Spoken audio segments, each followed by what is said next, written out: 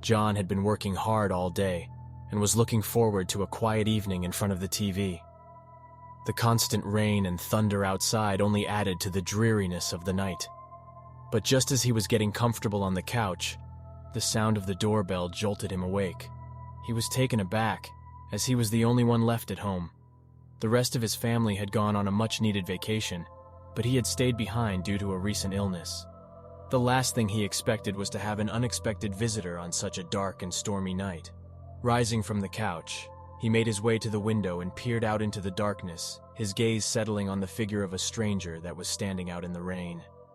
He suspected that the man had come for help, or that something had gone wrong and he needed assistance. Making his way down the stairs, John slowly opened the door, his expression hesitant as he asked the man what he wanted. And then he noticed the man standing in front of him, and something seemed off. Every detail of the stranger's appearance registered in his mind, causing a prickle of unease to course through his veins. He furrowed his brow, suddenly aware that he was in the presence of a potentially dangerous individual. The stranger was an imposing figure, with a large, muscular frame and dark eyes that seemed to pierce the man's soul. He had a cruel grin on his face. As John stood there, he gradually became aware that the man's clothing was spattered with blood, and the stranger was holding a huge knife. In a sudden moment of horror, he realized that opening this door had been his greatest mistake. Despite the man's best efforts to close the door and get help, the stranger was too fast. The stranger violently forced his way through the door, launching a brutal attack on the man, causing him to stumble and fall, his head slamming against the wall several meters away. The stranger continued to advance towards him, making it clear that he was not to be trifled with. The man lay on the floor with a fresh and deep wound on his shoulder, his body weak and powerless. After a moment of stillness, John comes to the realization that he must flee if he wants to stay alive. Despite his daze, he finds the strength to stand, and at the last second, he evades the intruder's second strike by sprinting up the stairs.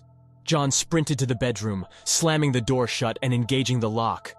But it wasn't long before he heard a forceful thud, followed by the sight of a knife blade slowly slicing through the door and widening the hole. "How is this monster so strong?" he thought to himself in disbelief. He realized the door was no match for the intruder, and it was only a matter of time before he'd have to confront the assailant. Suddenly, the banging stopped, and John heard the stranger's menacing voice for the first time. "Open the door! I'm starving!" the stranger growled, and burst into an inhuman laugh. Upon hearing the intruder's voice, John was struck with terror.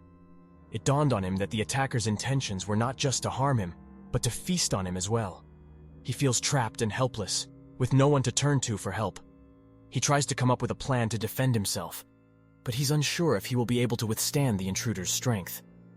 He begins to look around the room for anything he can use as a weapon, but he finds nothing. His heart racing, John takes a deep breath and tries to remain calm. He knows that the situation is dire, and he must act quickly to ensure his survival. With no other options available, he prepares himself for the inevitable confrontation with the stranger, unsure of what the outcome will be.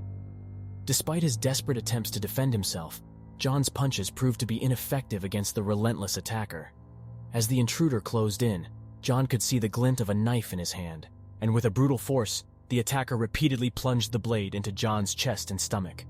The man screamed in pain, struggling to break free from the stranger's grasp, but it was no use. As his life began to fade away, he watched in horror as the stranger continued to stabbing him to death. When it was all over, the man's lifeless body lay on the ground, with nothing but a pool of blood.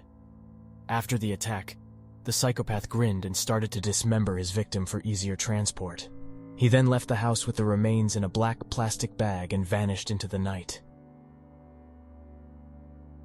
The mysterious stranger had arrived at the house on that fateful night, and he had vanished as quickly as he had come. The chill that seemed to linger in the air was a reminder of the gruesome act that had occurred that evening. Nobody knew who he was or why he had come, and no one in the victim's family wanted to stay in the house, for fear of their own lives. The police searched for the stranger. After a 2-year investigation, the criminal was identified as a cannibal. In his home, the remains of 4 missing people were discovered, who he had murdered and then taken to his secret location to consume. The gruesome act that had occurred left a deep scar on the neighbors, and the house became a place of fear and dread. Nobody wanted to come near it, as if it were cursed. To many, it was a reminder of the cruel and unusual ways that some people can act.